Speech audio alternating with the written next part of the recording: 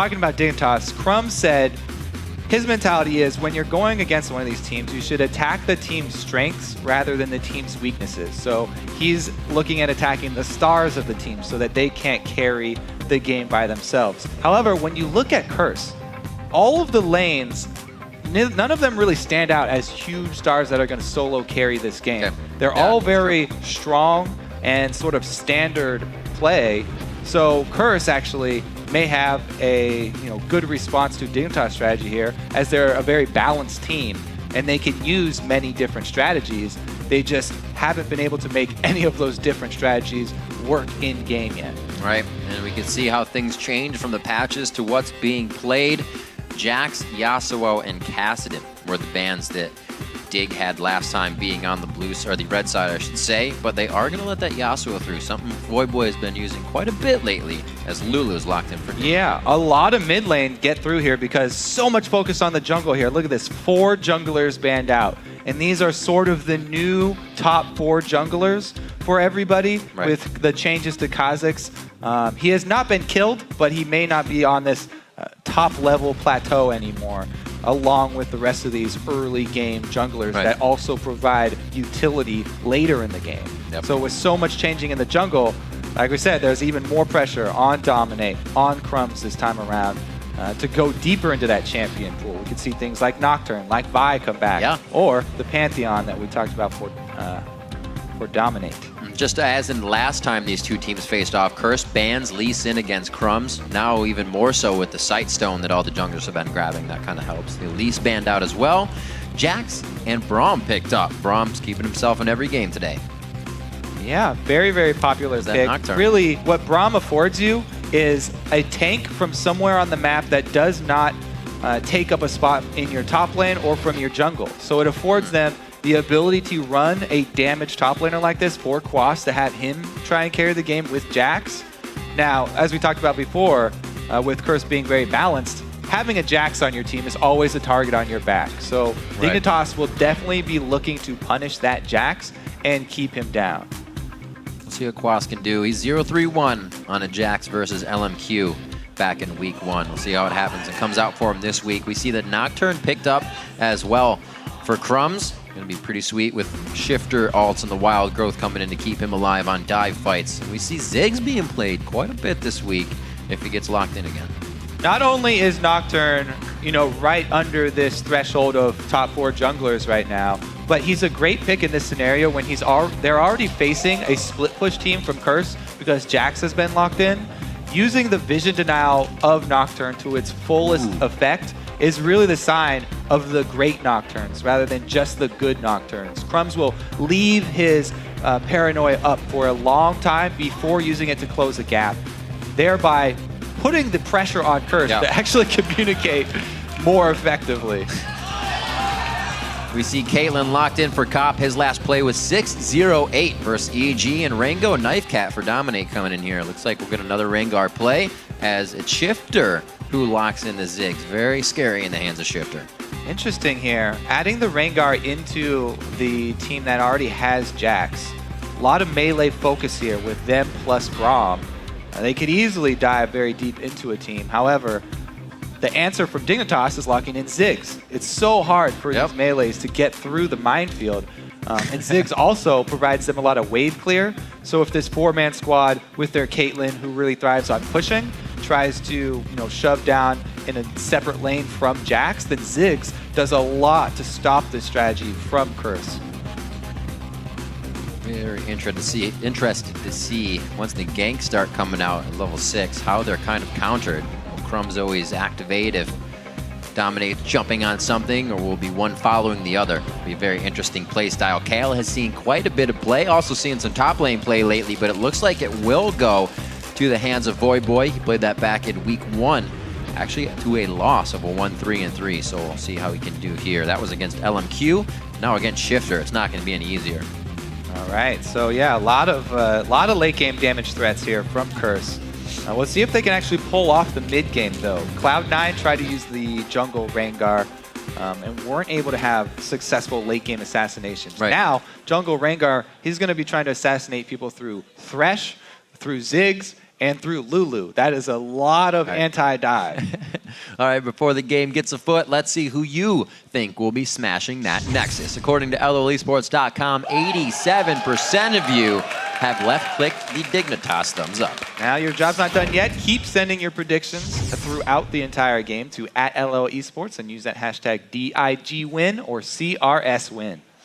It'd be a pretty tight game here. Curse trying to really put their foot down in this league, picking up Xpecial at the beginning of the season, have actually gone through quite a few all-star supports in that position and kind of showing not lackluster results, but not the results that they wanted. There have been the plays. Cop has definitely been able to have a revolving door support and still stay as a pretty good AD carry. So they've almost made things hard for themselves, but still stayed as a top caliber team. Yeah, Cop's very comfortable on Caitlyn too. It's right up his alley with the play style as well as that the skin 608 beam. game. But yeah, Cop, he likes to stand in the back line, put out the damage from a safe distance. Caitlyn will allow him to do that. This team though, Caitlyn's really the only one that's trying to shove towers early, and we're really going to be looking at this Braum and Rengar combo because it's a very deadly combo. If Rengar hits level 6 and goes to a Braum lane, it's so hard for you to get away from that gank. So you're saying he's going to go to level 6 and go to Braum lane? It's a strong gank. Good combo. We'll see what happens. We're about to jump onto the Rift. Game 3 of the day. It's been pretty damn exciting. Just got out of a base race. We'll see what Dig has for Curse as we jump onto the Rift. The fans are happy to jump back into the action. All right, let's see here. We've got a Targons for Braum. Thresh has actually not opted for that. A lot of Thresh players really do like it, but he's going for this super early Sightstone. Does not want to get this Curse team let them have any vision advantage, because if they can shut down the moves early from Curse and keep up the pressure, then it'll be huge for Dignitas. Rengar is a very, very snowbally champion. Really relies on getting kills and assists to stack up his Bone Tooth item. That's now Hybrid Trinket as well. That's where he gets a lot of the power and he can snowball out of control. But if he doesn't get these assassinations off, then he becomes a very ineffective champion, especially going versus a Dignitas team that has this much anti-dive. If Dominate does not get ahead, he's going to have a rough time. Curse going quite strong on this invade, as will be Dig most likely doing the same thing on the other side. Slowly but surely, we'll get the late wards, or deep wards placed, I should say. And they're going to go back for safety. Might see standard lanes here as well. We saw a bit of that setup, but teams are still milling about, so no really telling. Yeah, the unstandard thing here is a Voyboy with a Ghost and Flash on Kayle instead of something like the Heal or Exhaust even.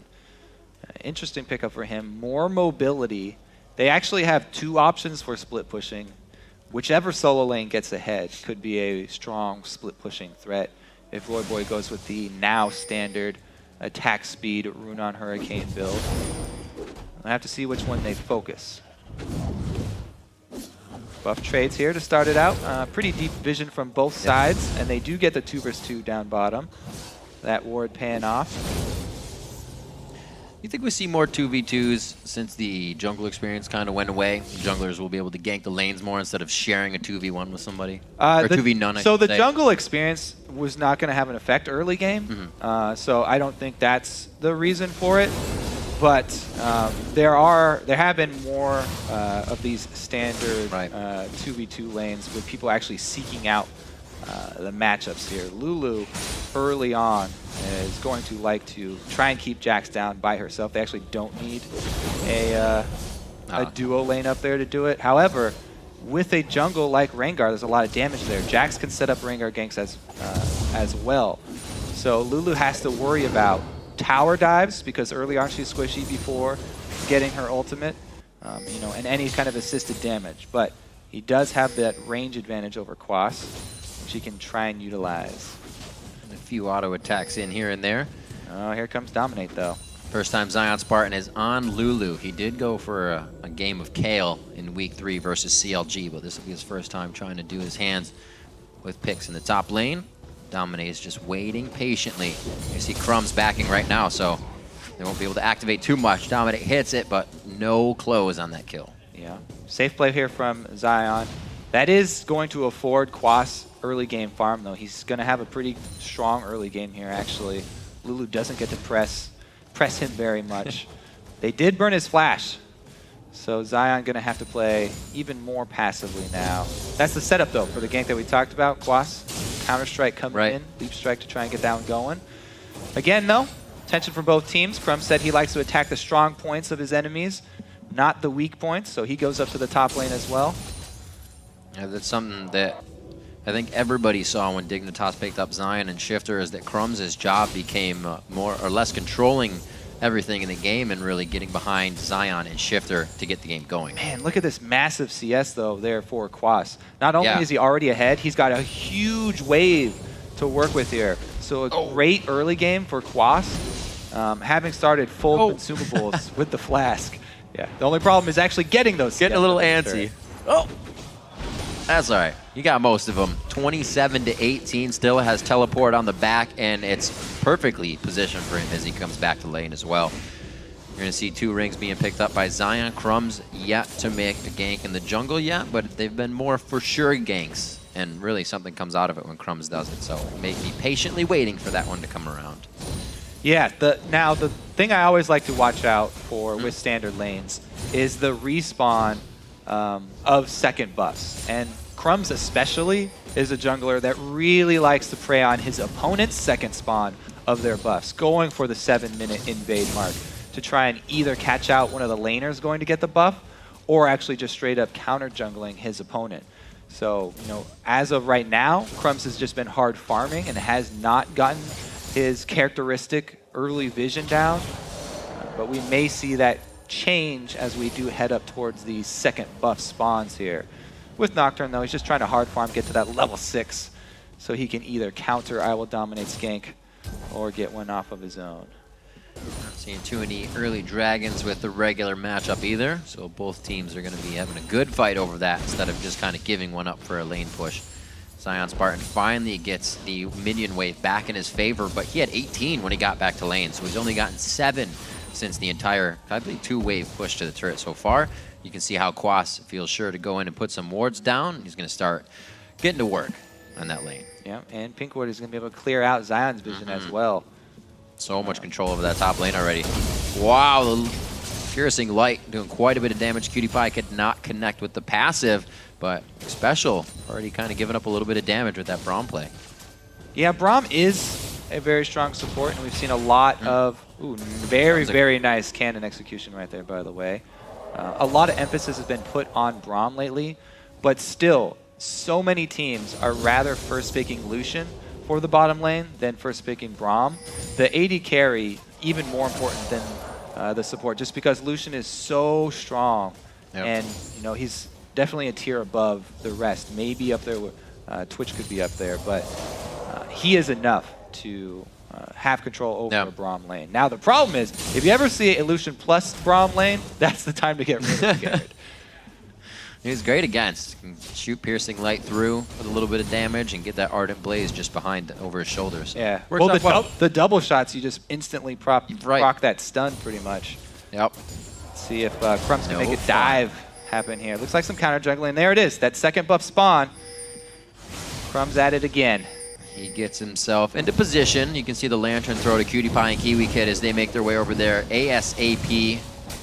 It is a smite down for Crumbzz.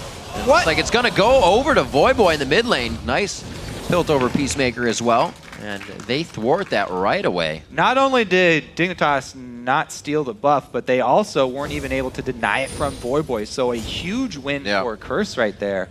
And the classic Crumbzz re-invade for second buff does not pan out for them this time. It's going to really help Voyboy out in this matchup versus Shiphtur. Kayle's biggest strengths are just shoving a lane really, really quickly. Now that he doesn't have to worry about mana at all, he can also go for trades. He doesn't just have to shove because he can also use his heal to spam it after he trades with Shiphtur and get right back up to full life.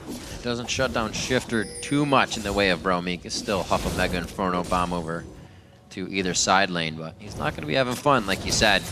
Ward getting cleared out. Voyboy is going to be able to just heal this back up. Nice heal. Puts him right back up 90%. And Rengar right on the backside.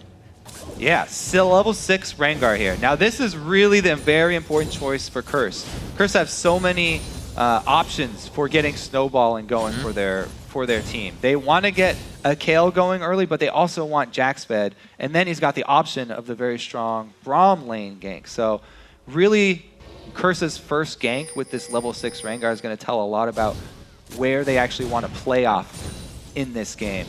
As of right now, though, Quas has already had a strong early game, and he's really off to a great start with Jax, so he doesn't need a lot of help. He's actually even gone with the burst damage of an early Sheen.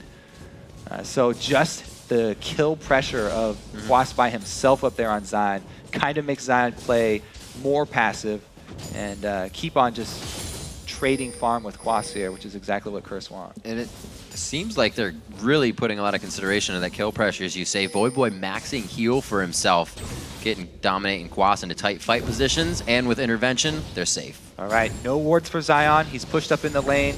Level 6 dominate. This is really, really good for Curse if he can pull it off. But look at Crumbzz. He's got this jungler sense, even with no wards, heading up top as well. He's looking for the counter gank here, Crumbzz.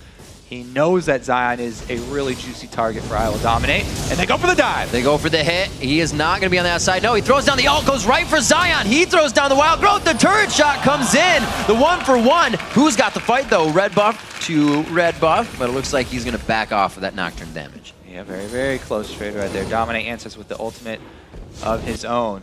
Risky tower dive for Dignitas, but they do deny a lot of minions from Quas with that big wave. So let's take a look here. There's a bunch of ranged minions that are going to deny him. Dive in, they get the early damage. The fear barely goes off there. Zion gets one knockup, doesn't quite get Quas, but it doesn't matter because Crumbzz does have a red buff as well. Right. Pretty even trade there. Just the wave lost for Quas. First Bloods are really putting people on the edge. We saw last game, it was pretty much just Helios' death for First Blood. These teams want that first gold. The edge in the lane means so much. KiWiKiD, pretty aggressive here against Xpecial as they try to get a little bit of HP coverage in the lane. Yeah, both AD carries with the early BF swords, so they're fairly even on trading right now. Cop really looking to get that headshot off, but doesn't quite. Now, the important thing to note about the top lane trade there is that both kills went to the junglers. And in this case, both junglers are melee carries who really want to get going early and snowballing. As I said, especially Rengar, getting those bone tooth stacks, extremely important for him. Now we're going to see who can actually play the melee carry jungler better. Dominate and Crumbzz off to a very even start. Back and forth in the top lane. Looks like we could get another gank up there as well, but Xpecial, he gets the terror down. He's going to be feared out, throws his ult down for Braum. And Cop, he is going to be safe just on the edge as it burns away the Duskbringer. Not enough to clean it up with the Lizard Elder. They just got a whole lot of bottom lane pressure. Oh, what a guess! Oh my word! Cop squeezes tight and he stays alive. Health pot ticking for him. Now, what I was going to say, though, they have complete control of the bottom lane because it was a successful gank, even though they don't come out with a kill. It's a really good trade for them. So much damage put down to the duo lane that they are rewarded with that dragon. And Crumbzz with the quicker move rather than dominate. Going for the next gank after the top lane fight much quicker. And he, taking that initiative really affords Dignitas that extra objective right now. Great play coming in from Zion Spartan, knowing he can just aggress very hard. A little short on the damage, but he is pushing Quas out of lane, and it's exactly what he needed. 19 CS down. It's been a little shaky. All right, blue buff number 3 started up for Curse there too. Gonna try and give it over to Voyboy. No one saw that. Tooth. Didn't miss any. 1-to-1 only in kills. Pretty low kill day with all the vision going out on the map recently. Nobody's keeping themselves safe. I think we are seeing the effects of Quas also not going for early sustain. A lot of Jax players will go with the early Cutlass. If not, upgrading it into the Blade of the Ruin King early. Still at least getting the early lifesteal there for sustain in lane. But he's gone more for the kill pressure of the burst. Going to rush that Trinity Force burst, starting with Sheen and moving into it. That's really the main thing that he does have over Zion, is the threat of a Rengar right behind him. And any time Zion has to worry about Quas coming up with a leap strike, counter strike, and having a Rengar right behind him, which he does at the moment. Definitely keeping Zion Spartan at bay in most of their effect. Oh, maybe not this time. Coming in all secretive. No pink wards, but he sees it. He's going to get hit up quite hard. Wild Growth is still waiting to come up. And So, wow. I was going to try and describe how painful it is. No, I was going to try and describe how painful it is when that combo happens. But you really can't. You have to see it in action, and Zion just felt the full Feel power it with your eyes. of it right there.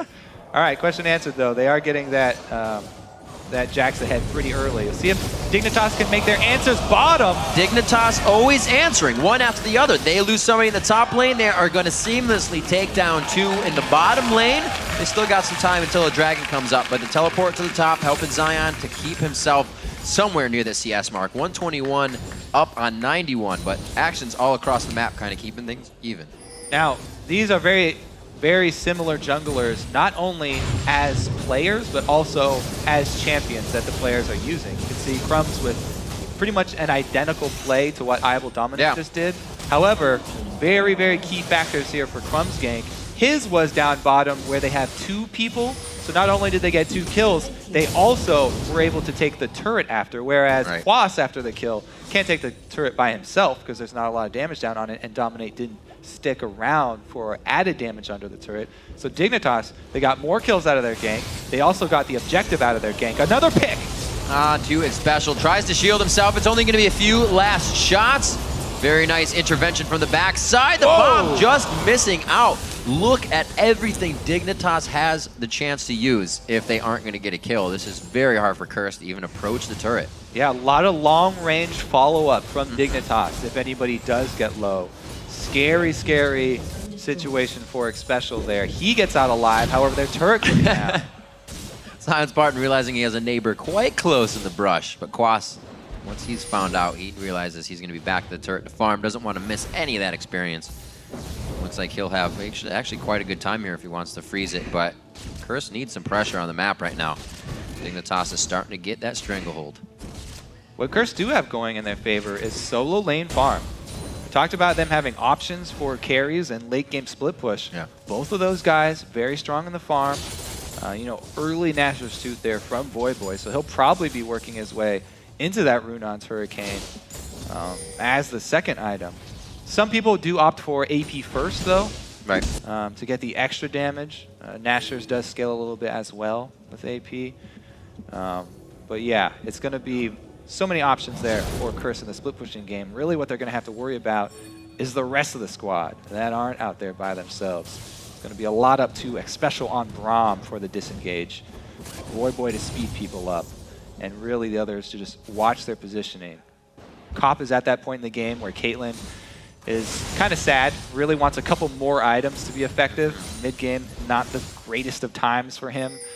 So really he's going to have to be very careful at this stage, especially since Crumbzz has shown such a propensity to gank him over and over, really targeting Cop. Continuously crushing down, even building a brutalizer for himself at 3-0 and 0, feeling like he's a bit ahead of the game. Throws that in with a Ruby Crystal, so it's going to be a lot of damage coming from this Nocturne until he builds that armor up. Okay, KiWiKiD, he's safe down here, even with KiWiKiD to walk off a bit to the side. Map control from Dignitas could get them into a bad situation here. There's the heal that Voyboy has been leveling up so early, and it may be just enough for them to catch it. He ran the wrong way, though. Dominate was still coming from that side, and Curse shows their ability to catch up as well. Yeah, KiWiKiD trying to get vision down for his team so that thing doesn't happen. However, while he's doing it, does get caught out. Oops. He was able to get the ward down, though, so that frees him up to type fourth in all chat. Fourth blue buff spawn, though. Having KiWiKiD just gone down, you know, Crumbzz, he's edging over there. However, without that support, you really are going to have a difficult time here. Basically, what he wants to get done is try and deny it from Voyboy, but we've seen it. Oh, whoa! How's that? All right, so Dominate's slow to the party. Curse actually start up the blue buff too early, and they do too much damage to it before their jungler arrives. Whoa. They pay for it. Whoa, they're right on a pink ward too. This is all the vision that Curse needs to turn something around. Crumbzz taking quite a bit in the beginning. A nice calling kind of feeds to the back. Oh, he lets it get through! Xpecial, but Cop threads the needle, gets himself a birthday kill there. Quas takes down the top turret with all the vision in the bottom lane and him pushing out Zion Spartan. He's having a field day up here. Huge ups and downs for Curse fans there. He's able to come out with the miracle steal, even without having their support because of Dominate going to the top side of the jungle, but then turns right back around, over-aggressive, pays for it with his life, and then back up for Curse as their top laner gets the kill. So Crumbzz going super aggressive here, gets very deep, and they put a lot of focus into Braum. Braum puts up the shield, though, reducing a lot of the damage.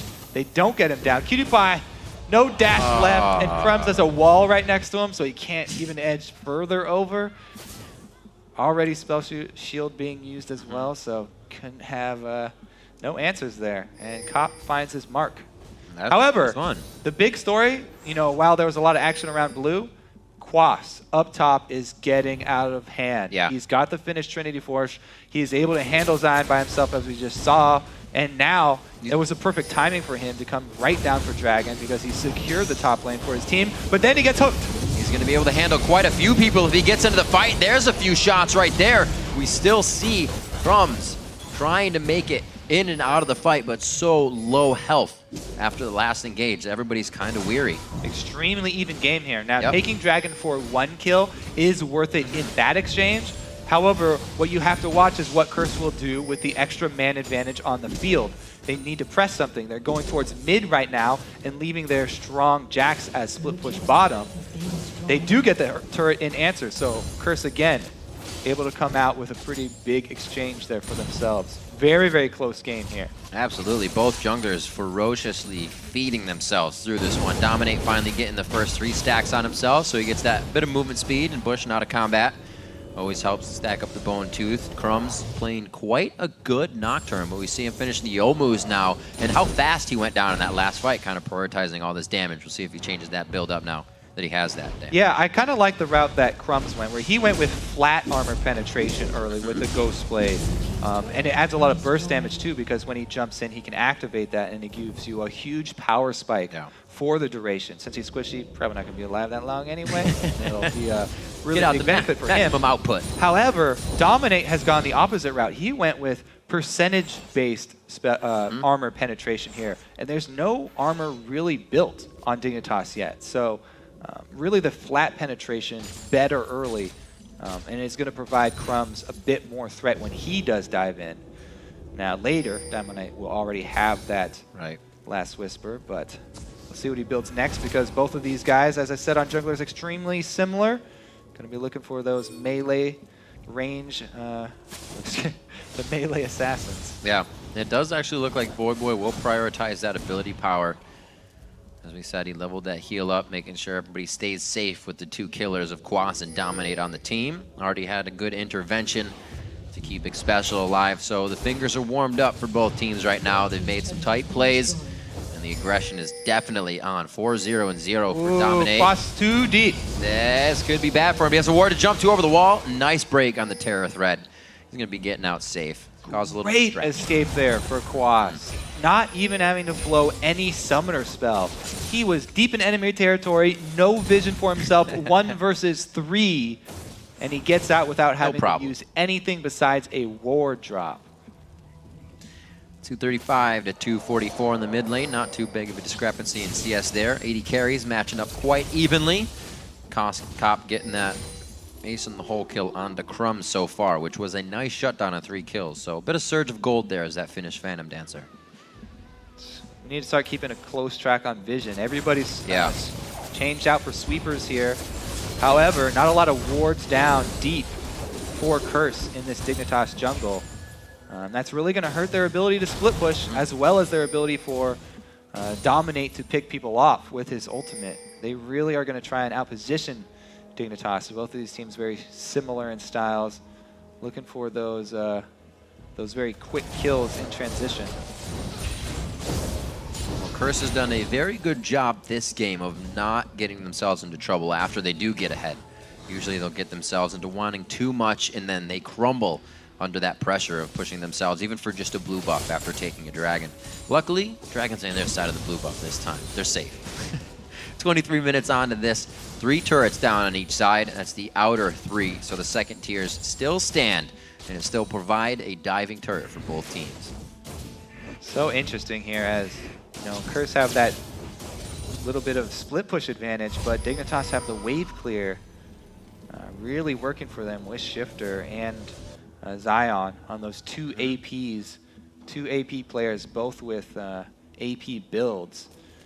Each of them has great wave clear to sort of counteract this Curse situation where they've got Kayle as well as Jax.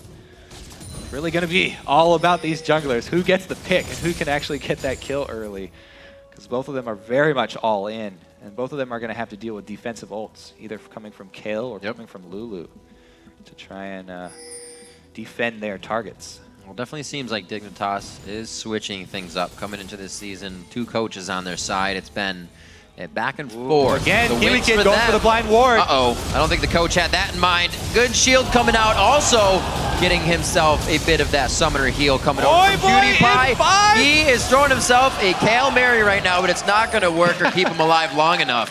40 seconds on the clock there. Dignitas finds the move they want, pressuring Curse into a bad spot. KiWiKiD with the face check bait there. Now Dignitas have a bit better anti-dive, and they're able to keep KiWiKiD alive. Voyboy got himself in a really bad spot, and it does cost them inhibitor. Oh, the goal gets in! Xpecial! Oh, he got himself killed as well! Oh, throws himself in the flame. It's a little too hot for the toes. Goes down quickly. A 3K gold lead in a matter of seconds as Dignitas opens up the map through the middle. You might say that's unexpected, and with how quick it turned around from how slow it was going, but that's what happens when everybody in the game is building damage. Everybody is building damage here. There's so much damage on the field. If someone gets caught out of position for a second, they're dead. Bomb. And even if it's Braum jumping in there with the shield, Dominate doesn't want to take any piece of that culling, and Xpecial goes down. He's like, no thank you. 4 seconds on Dragon. That can be grabbed right after this dance is done. Baron goes down. They're actually quite low. They need to be careful here. But I don't think Curse is going to try to stretch themselves thin either. Dignitas making a big move. 25 minutes in. Question now is, do they get the answer Dragon? If they don't get that consolation prize of the counter to Baron, the Dragon experience and gold that they desperately need, then they're going to be really far behind. They do go for it here, since Dignitas were a bit slow in their recalls. So at least there's that for Curse, and they will stay competitive. Now, as one-sided as that looked for Dignitas, it was really all about positioning, and Curse can easily still come back in this game. It's not out of reach for them just because they got a very commanding teamfight win, and because they already got that inhibitor. Yes, it's a great lead, but Curse still definitely have the damage to make a comeback. If they can catch somebody out of position and actually complete a kill on it, and not have someone walk into the rest of the team, then they can easily I don't know what you mean. turn the tables around. Still good farm in that top and mid lane. Solo lane's really holding strong. 241 to 178. Dominate gave Quas a really good helping hand in the top lane, and Quas is somebody who can kind of carry that by himself. We've seen them then matching up after the few ganks for Quas to come out on top wholly as he finishes the Blade of the Rune King now. The AP Rabadon's is final. She finished up by Voyboy. May see more attack speed come in after that portion. But it's all up to really how much they can stop this Dignitas push now to the top lane. Yeah, really. The test is now for the Curse wave clear. Curse's wave clear is a bit more dangerous They're pretty spread than out, that of Dignitas. They're they have not to ready. rely on Caitlyn and Kayle, who can clear waves very quickly. Well, they don't want to defend this turret. They're trying to defend inhibitor once, but they can clear waves very quickly. However, they do have to get fairly close in range. So it's a bit more scary for someone like Voyboy to be up there trying to clear this wave off. They're going to try and buy as much time as possible, but they aren't even comfortable defending 4 vs 5 and having Quas split push. They immediately call him back to base and try and set up that line of traps. And this is quite big as well. We talked about a bit of the armor pen for Crumbzz, but the last Whisper finished up for Imaqtpie. No armor to be seen on the side of Curse just yet. It's going to be quite hard for them to really take any of these shots. Yeah, everybody building damage, as we said. There's a little bit of defense now coming in. Some Zanyas in the making. Yeah. For Zion there. He will be looking to stay alive longer so that he can use his ulti on someone else and then rely on the item. However, This turret's taking a beating here, and Crumbzz is actually trying to split push mid, which is very smart since he can use his ulti as a gap closer. Right. We'll see how long he's able to keep it up, though, and deny vision as well. Xpecial's trying to get Lockets of the Iron Solari finished, as well as facing the mountain, so he can throw out a little bit more help for the team. Quas doing what he can to stop these super minions that are now flooding into the base. This is going to be what they take, probably an inhibitor after it as well. Bottom lane is not pushed up for Dig, so this is what they have their eyes on, to stranglehold Curse here and open up the map even more. Throw down the ultimate to deny vision. Do they really even want anything? It's just going to be for the scare. Dig flexes their muscles at the inhibitor turret and gets the inhibitor out of it. What a beautiful combo there from Dig. They make it look so easy.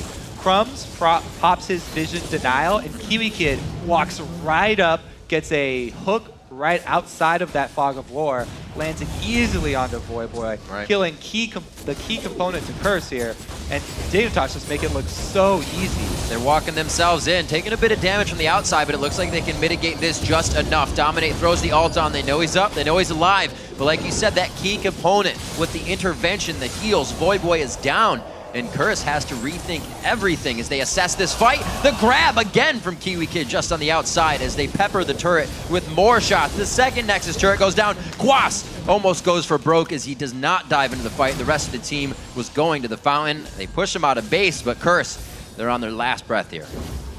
This is the second game in a row where we're seeing a Jax who actually got off to a good start. A Jax who's actually powerful, and the team's not able to even utilize him as a split pusher because the rest of their team, their 4-man squad, cannot hold. You can't just have one person be extremely strong and be the split pusher. The rest of the team has to be able to deal with the Dignitas force and the Dignitas shove, the dive. The wave clear just is not there for Curse. They're not able to support this very strong Jax who's got almost 100 CS lead over his opponent. Right. You know, and people don't want to fight him 1 versus 1, but they don't have to. Dignitas do not have to opt into that situation. They're going to take the fight that is more advantageous to their team comp. And we just saw Quas wanting to jump into that fight. That would have been a 4-person Counter-Strike inside the base, but Curse just kind of on the back foot. Yeah, as we looked at in Champ Select, this is a hard team to dive on. Right. On. Lulu, ulti, Ziggs, Thresh, and even with all those, there's so much damage on Curse that we've seen them take, you know, huge chunks out of like KiWiKiD when he's face checking, but still very, very dangerous for Curse melee carries to get in there. Now they're down 2 inhibitors, so it's very easy to dig, for Dig to swing across the map. Man. Especially the last side. And it gets so much scarier. Just look at that gold increase. The up and the down, and then just the up. Just when Dignitas knew they had a hold. And basically these ups and downs are whenever the jungler is making a move for that team. You know, when it's Crumbzz, full damage Nocturne going in, grabbing some kills and objective for his team. Or it's Dominate going for the assassinations.